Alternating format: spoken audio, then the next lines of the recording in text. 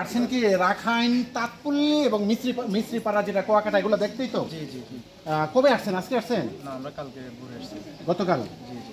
আচ্ছা, এই যে এলাকাটা দেখতেছেন রাখাইন তাঁতপল্লী বা কুয়াকাটা আসলেন, আমার এমডি জামান ব্লগস আমার ফেসবুক পেজ এবং জামান ভাই আমার ইউটিউব চ্যানেল পক্ষ থেকে আপনাকে শুভেচ্ছা এবং স্বাগতম জানিয়ে জানতে চাই এবং আমার ফ্রেন্ড ফলোয়ার যারা আছে তাদেরকে জানাতে চাই এই এলাকার দৃশ্যটা কেমন লাগলো, ঘুরতেছেন, এনজয় করতেছেন, যদি সংক্ষেপে একটু যদি বর্ণনা দেন বা একটু যদি সংক্ষেপে বলেন। ভালো লাগছে মোটামুটি, কিন্তু তোমার চট্টগ্রামের নিচে এমনি আমাদের কক্সবাজারে নিয়েছি।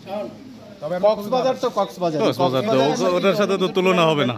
তারপর আপনাদের অনুভূতিটা কি যদি একটু প্রকাশ খুব করেন? ভালো লাগতেছে। খুব ভালো লাগতেছে না? রাত্রে ঘুরছি, দিনে ঘুরছি, এমনি আসলে ঘোরার জন্য একটা সেফ জোন, কোনো ঝামেলা নাই, নিরাপদ। মানে অনেক জায়গা আছে রিক্সা ড্রাইভাররা ঝামেলা করে বাড়ানি, হ্যাঁ হ্যাঁ, জিনিসের দাম হয়রানি করে এরকম হয়রানি গুলো এখানে হয় না এখনো পর্যন্ত, আমরা এগুলো শিকার হই না। আমার কাছে আসছি, খুব ভালো লাগতেছে। আপনাকে অনেক অনেক ধন্যবাদ।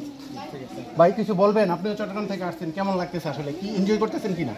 হ্যাঁ, এনজয় করতেছি আর সবকিছু ইউনিক লাগতেছে, মানে আমাদের সাইড থেকে একটু ব্যতিক্রম লাগতেছে। ব্যতিক্রম তো লাগবেই, সেটা কক্সবাজার আর এটা হচ্ছে কুয়াকাটা। চট্টগ্রাম থেকে ভাই আসছে এই কুয়াকাটাতে তাঁতপল্লী এলাকায় ঐতিহ্যবাহী এটা হচ্ছে মিনি কক্সবাজার। দেখতে। ভাই আপনি তো চট্টগ্রাম থেকে আসছেন, কেমন লাগতেছে আসলে আপনার অনুভূতি যদি একটু প্রকাশ করেন, যদি বলেন। আসলে শহর ঢাকা সেটাও এগুলোর থেকে একটু সবাই সময় কাটাতে আলাদা করে ভাইজান, তারপর আমরা একটু চাইছিলাম যে আলাদা সময় কাটাবো, তো ভালো লাগতেছে। আমাদের মেন উদ্দেশ্যটা ছিল লঞ্চ চালানো, লঞ্চ চালিয়ে করে নেই। আচ্ছা আচ্ছা, নামটা? ঢাকা